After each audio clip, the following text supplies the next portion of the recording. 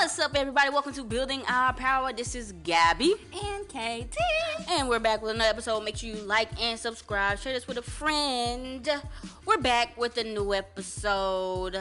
So today we're going to talk a little bit about the M19 organization from back in the day, and we're going to talk about a Malcolm X quote that I think really should stay with us, and we're going to get started now. So KT, can you tell us a little bit about the May 19th Communist Organization? Of course. So just as a beginning here, you guys can definitely read about them on Wikipedia, but I'm just going to go over a few things about them. The May 19th Communist Organization was referred to as the May 19th Coalition, Communist Coalition, etc. From here on out, I'm just going to refer to them as May 19th. So essentially, they were a U.S.-based organization which was formed by the members of the Weather Underground Organization. It was a group that was originally known as the New York chapter of the Prairie Fire Organizing Committee. Essentially, what ended up happening is that the Weather Underground Organization back in the day was having some kind of like infighting happening. So the group, May 19th, was essentially formed. It was made up of Black Liberation Army group, and then it was also made up of the Black Panther Party as well. Mostly their objectives was to free political prisoners of the U.S. prisons, appropriate capitalist wealth, armed robberies to fund the third stage, and to initiate a series of bombings and terrorist attacks. Now, they have actually written a book about them. It's some white guy who's written the book, but he's basically writing it in order to tell the FBI how these quote-unquote terrorists have planned all of this and things along those lines. So you can definitely look that book up.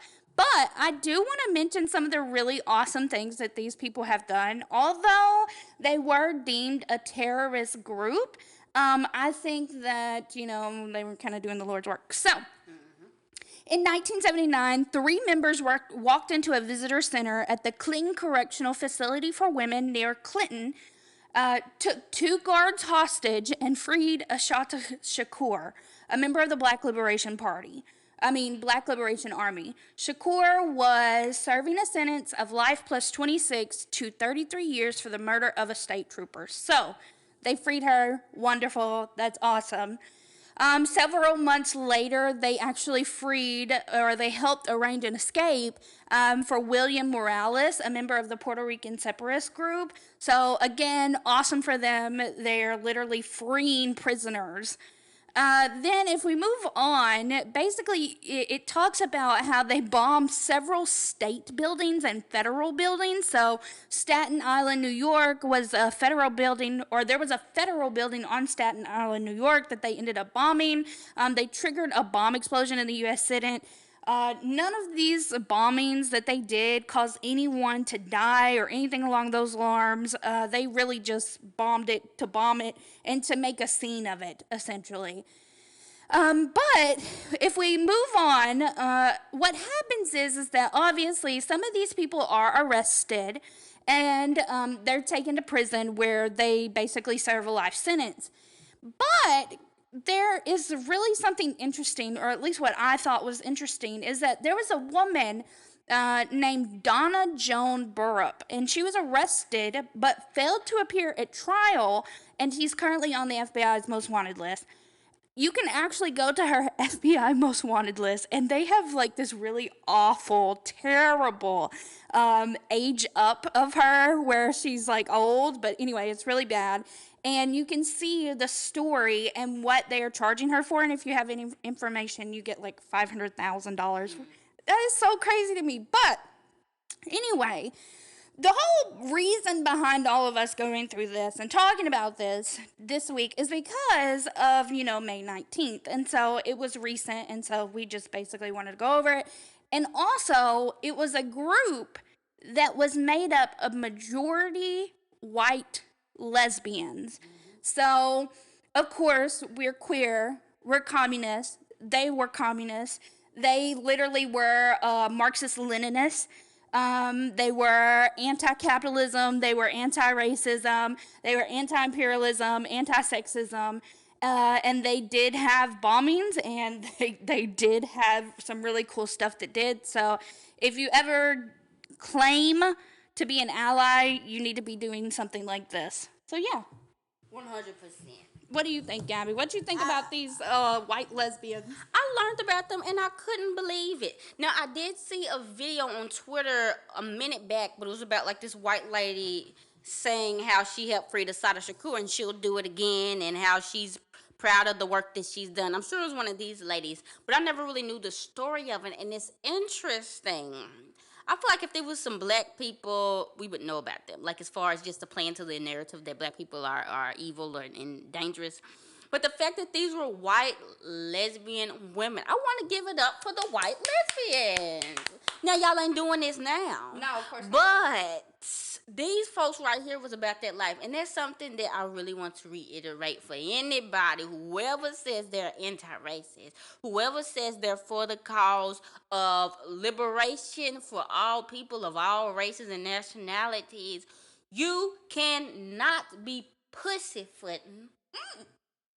You got to go hard in the paint like these folks would. Now, I am not getting on here saying commit a crime. Why in the world would I do that? Crime is bad. Crime is terrible. But these folks, these people, and John Brown, I feel like I can only name like 5 white people that actually was willing to give up their freedom, their lives for the doggone cause, and not be scared, about what might happen. So I'm definitely giving my props up to these girls, and I hope that Donna Brooke girl is able to live a long, prosperous life on the run. Now, we found out something. Who was the one that now is like a part of the nonprofit? Susan Rosenberg. So Susan Rosenberg was a part of freeing Assata Shakur. Thank you. Basically, from here, she did actually get removed from prison by Clinton. I don't know why Clinton did that, but anyway. She served as a vice chair of the board of directors for Thousand Currents, an organization that provided fundraising and fiscal sponsorship for the Black Lives Matter global movement. So, for the Black Lives Matter organization. Ain't that interesting? How in the world you go from, like, we bombing folks, we freeing political prisoners, anti-capitalism, and now you working for them same capitalists to funnel the little $2 that we already talked about. What a 180.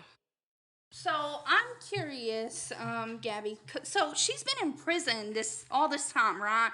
Do you think that, like, why actually did she turn into a liberal now, do you think? Well, I don't know personally, but I would assume that being in prison in 10 years is traumatizing.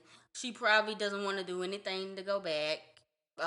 She probably saw some things, and because she got pardoned by Clinton, maybe in the little fine print, she probably has to do this type of stuff. I don't know, girl. I don't care.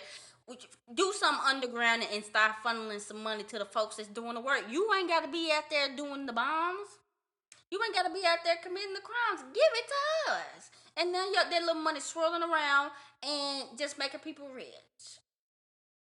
I just want to say, like I said, props to the women that's still up in there because they didn't waver. Props to the folks still on the run. Props to all them little white women. Those are the few white women that get a pass from me, besides KT. So I guess this little episode is going to be like on revisionist history and history you were not taught about in the schools. So, May 19th is important because Michael Jackson, Malcolm X's birthday, Lauren Hainsbury birthday. So it was a very important date. And I was listening to a lot of old Malcolm X's speeches, and like it was almost like I was at church. Like I was over there shouting in my car, like, yes, that man was on point even to this day on like 90% of what he was talking about. And one thing I wanted to discuss is the whole March on Washington thing. Because just thinking about like the way that America teaches us about the March on Washington, the way that regular Black history teaches us, what we teach our kids, March on Washington was the pivotal moment in America where Black people and white people got together and said, this is something that we want to do. We want to get rid of racism. Martin Luther King gave one of the, according to them, the best speeches that's ever been given. The I Have a Dream speech. We'll never hear the end of that. It was a wonderful time. JFK was a great president. He was for the civil rights and all of that. But the reality of the situation is not true. What? Wait. It's not true. That is not true. Revisionist history. Let's go to this speech Malcolm X gave in a Message to the Grassroots on November 10th, 1963. So just setting it up a little bit. So a lot of stuff was going on in Birmingham. There was a lot of distress. People were getting tired. The young folks was like, we're fed up. The Southerners didn't want this civil rights bill to be passed, so the kids was like, we gonna march on the Capitol, we gonna march to the airport, we gonna march to the store, we gonna make sure y'all ain't making no money, we finna disrupt, we finna get to it. They was about to march on Washington and cause a ruckus. They was already getting their tickets together, already figuring out how they need to get there, this, that, and the third. Word came to JFK that these Negroes about to go crazy. And he calls up who Malcolm X calls the Big Six.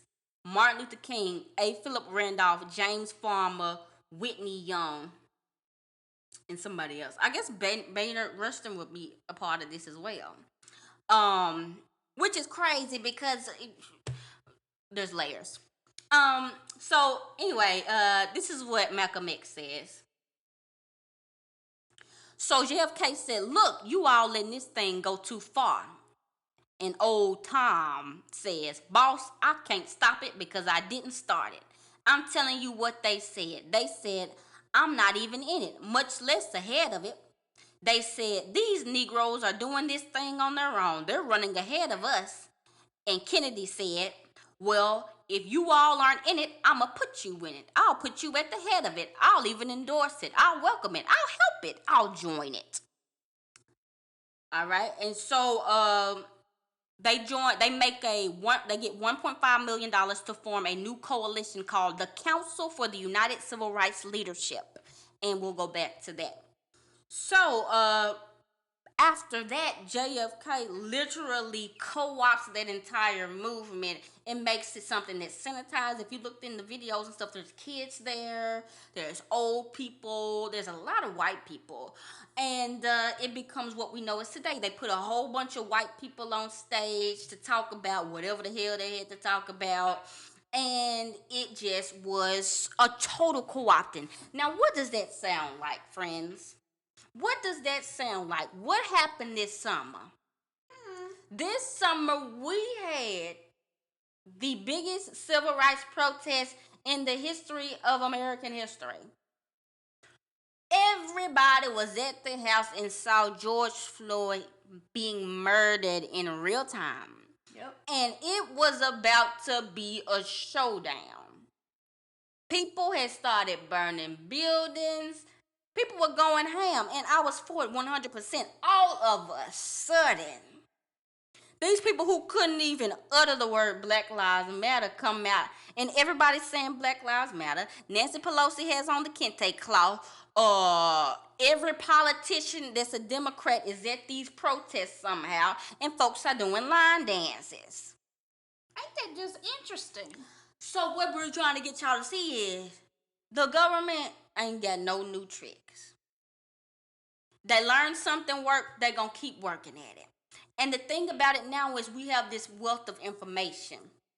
Back in the day, I'm thinking about like, shoot, even like 10 years ago, before all this wealth of knowledge online, how were you supposed to get all of this information? You had to stay at the library, have about 4 books together, and piece information together, and then spread that.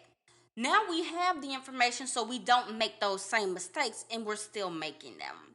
So what does that mean? That means that no matter what the movement is, if the government thinks that it's strong enough to actually cause some ruckus and to shake something up, it will be co-opted. But we have to be able to realize what's happening and keep going and keep moving. See, right now, all the focus was put on Black Lives Matter all throughout the summer, so that now any type of black organizing is kind of fell flat now. The fire has died because Black Lives Matter is under fire. Right. But every black person that's ever protest is not Black Lives Matter. So we're going to have to try it again, and we're going to have to learn from this. And something else that's interesting, if we go to that organization that was founded, go ahead. I was actually gonna say, like, the way I want y'all to go back. I want y'all to actually watch that video and listen to what Malcolm X actually says, because he basically sets it up to let you know that MLK and like 5 other people were literally put on the ground and paid by the government to interrupt the March on Washington. He literally says that, like, with a whole bunch of more words. But it's interesting to me because, like you said, Gabby, we're taught in school that the March on Washington was one of the greatest things. You've got MLK Jr. up there doing the I Am a Dream speech. But let's be real. If the I Am a Dream speech was in a co-opted movement, it's clear that the I Am a Dream speech was probably written by somebody within that administration. Or at least edited by. Exactly. Yeah. And so it's just like, that's really what it is. It's revisionist history. People are literally out here thinking that this is the truth, and everything that's being said is correct, and like we just have the information. But really, like we really know nothing. We know nothing. And you know what this reminds me of? Because I want to say this. He said the march was controlled so tight they told Negroes what time to hit town, how to come, where to stop, what signs to carry, what songs to sing, what speech they could make, what speech they couldn't make. There you go. Then told them to get out of town by sundown. You know what that sounds like? Memphis. Yeah. Remember, well, for people that don't know, so in Memphis, Memphis is predominantly black. In Nashville, they burnt stuff down. So I already knew Memphis was gonna go crazy last summer. So what happened with us was the first day of protest, it got wild because the Confederate people were there, and it was kind of a spontaneous thing. The police were taking out people from all over the hood was there, and thankfully nobody got hurt. But people was out. The police were out in wire gear and stuff like that. The next day, all of a sudden, this black man I have never seen in my life, apparently some people knew him, was just there with the blowhorn and just guiding all these white people along, parading them along Beale Street, and it was very odd. And then 2 days later, he has this humongous group of people, thousands of people with him. And all we did was, it was a parade. It was a parade, and police guided us. It was a parade. The police had everything blocked off for us. They told us where to go. And we would stop every once in a while. We'll kneel. We'll say, I can't breathe, or something like that. We'd walk around Beale Street. We walked all downtown, did a little procession. Folks had their little signs or whatever. And that was it. And he just kept running the show for like 2 weeks. And we came to find out he was getting paid by the MPD. So to say that this stuff ain't going on now, it is going on, and it's well, and we can see it. The thing about it now is, how do we fight stuff when stuff like that happens? When we see stuff is getting co-opted, we have to figure out how to get control of the narrative before it gets sanitized into this whatever you call it, whitewashing. This whitewashing. And that's where the organizing comes up. If you already have a community presence, people already know who you are. When somebody else comes up there, they're not going to be as likely to follow them because y'all already got something going on at the same time. You know what I'm saying? So, we're going to end it in a second. But I really wanted to talk about this Council for the United Civil Rights Leadership that was formed during that March on Washington time.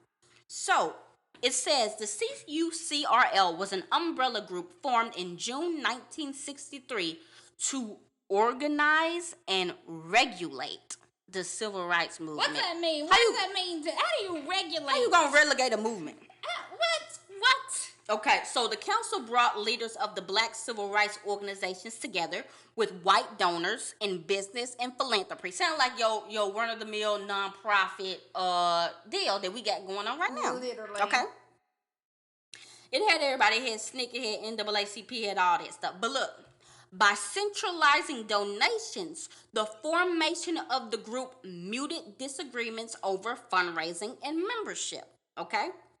It worked to oppose tactics like civil disobedience and boycotts by controlling the distribution of funds and by virtues of connections to the media establishment. It was an organization created by the government to control all of those organizations at that time and to tell them what they can and cannot do because they held the purse. So anybody that was in that organization was held to follow anything that the doggone government told them to do. That's evil. Do you see now why the civil rights movement and the people that are highlighted in the civil rights movement are, first of all, we're all a part of this. And that only certain parts of the civil rights movement is told or heralded. So there's a couple more things that were really suspect.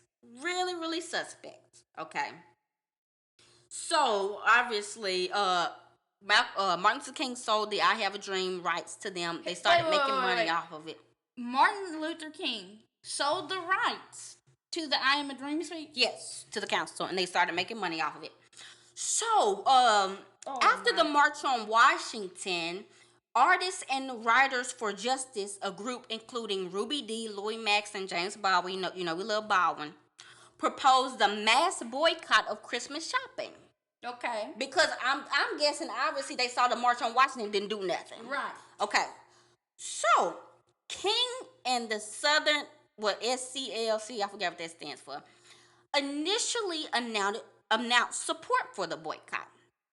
But soon after, the CUCRL announced its opposition.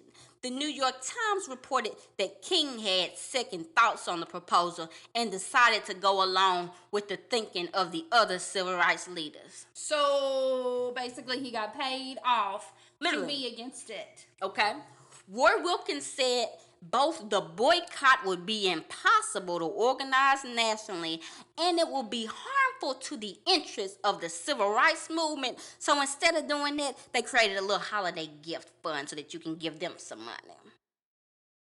Instead of saving your money as a protest, no, y'all give us some money. Even though we already getting funded by the government, for some reason we need y'all money. I'm just shaking my head. Like, I'm literally just shaking my head because it's just crazy to me. It's so crazy to me. Like, we even go, here's the thing, you guys, me and Gabby go to museums, right? And we like going to museums. We like to read the history because that's our thing. Like, we just love learning about history. And so it's something that's so right there in your face that you never thought that was, I don't know, it's just crazy. Yeah, crazy. Okay, we got a couple more. They welcome the Civil Rights Act because they said they look forward to the need of there not needing to be no protests no more. So apparently the folks in there, the folks running the show, said that after the Civil Rights Act, y'all black folks won't need nothing else. Okay? They opposed affirmative action. They opposed anybody going on TV to debate with Malcolm X. They pushed for a moratorium on demonstrations in order to help Lyndon B. Johnson get elected. And there was a whole bunch of other stuff. Y'all read this stuff. This is freely available with this thing called Wikipedia. You guys can go to it. Just read it, because once you get to like learning the ins and outs, it's like, dang, even Dr. King was bought and paid for. You'll find out that majority of these people were bought and paid for. Now, what made Martin Luther King dangerous was when he started breaking off from these people and doing the stuff that they didn't want him to do. Yep. That's when it was a danger. He was not a danger when he was over there doing the I Have a Dream speech. And now the music is cutting me off. But I just want y'all to look at this history. And I want us to think about how we can stop this from happening for the millionth time. It already happened last summer. Let's stop it from happening in 2021, okay? And one thing we have to remember is whenever the establishment, politicians, corporations start saying this is our guy, you know this is not our guy. They will never support. No corporation ever would ever support Malcolm X. No politician in American history would ever support Malcolm X. Bernie Sanders wouldn't have supported Malcolm X. AOC wouldn't have supported Malcolm X. Cori Bush wouldn't have supported Malcolm X. That needs to be our litmus test. Do these people like this person who's organizing? Nope. Okay, then maybe we need to listen to them. But yeah, this just sent me on a whole little tirade, because this just, there's so much, guys. If y'all like this little history episode, let us know, and we'll get y'all some more tea on the revolutionaries back in the day. But KT, is there anything else you'd like to say? No, that is all. All right, guys. Make sure you share this episode with a friend. Hit us up on social media at BuildingRPWR. Hit KT up at KT_does_art, and Gab Beats up at Gab Beats Music. And we love you guys. Let's stay safe. We'll make sure to put some links to those articles and some mutual aid. And we are out.